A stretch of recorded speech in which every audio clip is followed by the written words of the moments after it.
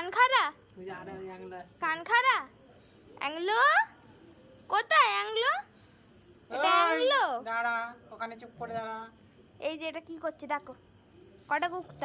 1 2 3 4 5 6টা 7টা, আর নাই একটা আছে ওই গলির ভেতরে।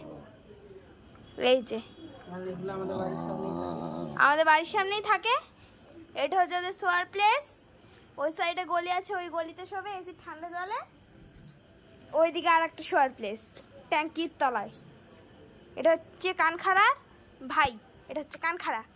এক কানখাড়া একখান নাবানো। কানখাড়া ও কানখাড়া দেখ, ওই দুদিন পালাচ্ছে। এটা সে আদর খেতে। হ্যাঁ ভালো। এই যে আল্লাদুনি, ওটা হচ্ছে আল্লাদুনি। অ্যাংলো আসছে আবার, অ্যাংলো আচ্ছা আচ্ছা। কেটা কেটা টুং টুং টুং। গুড নাইট বলো, গুড নাইট গুড নাইট বলো সবাইকে, গুড নাইট বলে দাও, টাটা।